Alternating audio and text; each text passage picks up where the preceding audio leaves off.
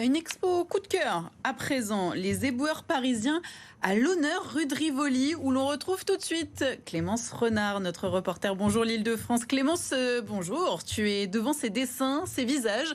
Chacun raconte une histoire, celle de ceux qui nettoient nos rues quotidiennement.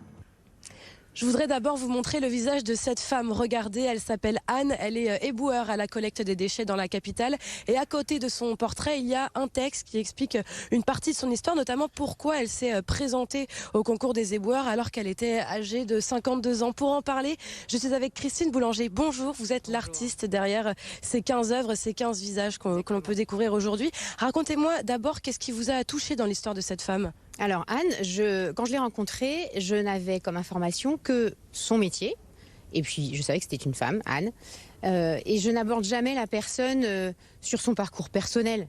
Je commence par discuter avec elle de son métier. Et puis à partir de là, au fur et à mesure qu'on discutait, j'ai découvert, puisqu'on était dans une conversation sur 2 heures, on a eu le temps de se parler d'autre chose que de son métier. Et j'ai découvert qu'elle avait eu quand même une histoire personnelle compliquée. Elle a accepté de me faire confiance pour qu'on l'évoque, c'est-à-dire que c'est quand même l'histoire d'une femme battue, qui n'a pas du tout l'attitude d'une victime, ceci dit, et qui a beaucoup d'humour. Et c'est pour ça qu'on a pu faire passer des messages qui pourraient être, qui sont assez graves en fait, mais en toute légèreté. Et c'est ça qui m'a touchée, c'est sa capacité aussi. Du coup, à rebondir, et elle s'est dit pourquoi pas, à 52 ans, je peux peut-être faire le métier d'éboueur. Et comment vous avez fait notamment pour retransmettre un petit peu son histoire à travers l'expression par exemple de son visage? Est-ce que ça a joué sur la façon dont vous l'avez dessiné?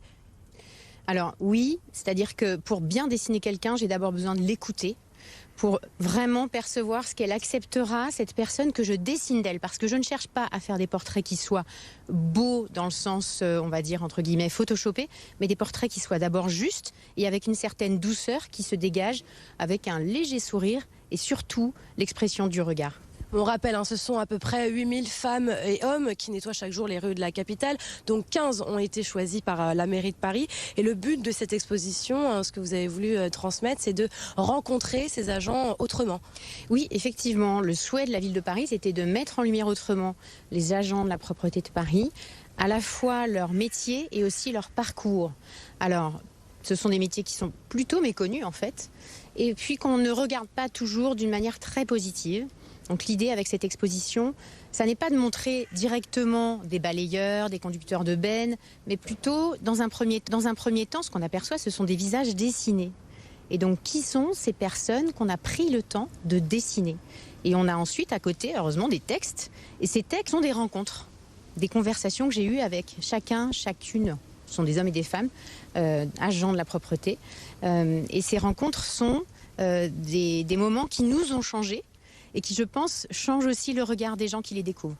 Merci beaucoup d'avoir été avec nous. Voilà donc 15 visages, 15 agents de la mairie de Paris à découvrir ici place Baudoyer et rue de Rivoli. Donc l'occasion de rencontrer ces personnes. Ce sont par exemple des éboueurs, des conducteurs, des agents de déchetterie qui contribuent chaque jour à rendre la capitale plus propre.